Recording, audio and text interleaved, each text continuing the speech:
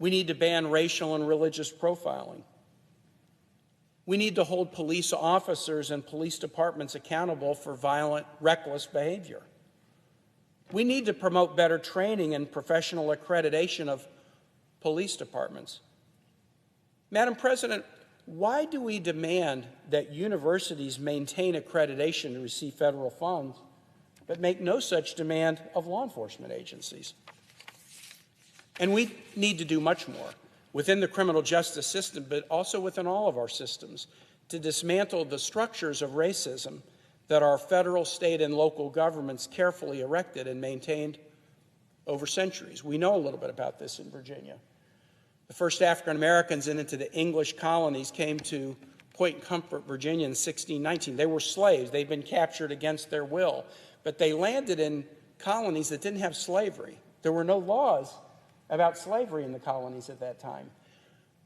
The United States didn't inherit slavery from anybody. We created it. It got created by the Virginia General Assembly and the legislatures of other states. It got created by the court systems in colonial America and since that enforced fugitive slave laws. We created it. And we created it and maintained it over centuries. And in my lifetime, we have finally stopped some of those practices, but we've never gone back to undo it. Stopping racist practices at year 350 of 400 years, but then taking no effort to dismantle them is not the same as truly combating racism.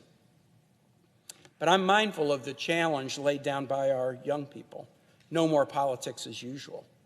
It's one thing to introduce a bill. We do that all the time here. So often the introduction of the bill is all that occurs. No committee hearing, no committee markup, no committee vote, no floor debate, no floor vote, no signature by a president, merely words on a page and a one-day story. And then possibly a blame game about who is at fault for nothing happening. That's been my biggest disappointment in 7.5 years in the Senate.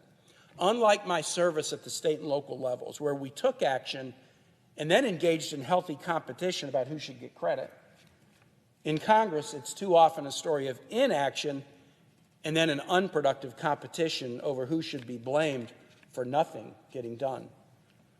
Politics as usual. I pray that the engaged activism of our citizens has brought us to a new moment that will compel us to act in ways large and small in accord with the equality ideal that we profess to believe. This bill is a test of our resolve. And I urge my colleagues to meet the moment so that we can look our young people in their faces and tell them that we truly heard them.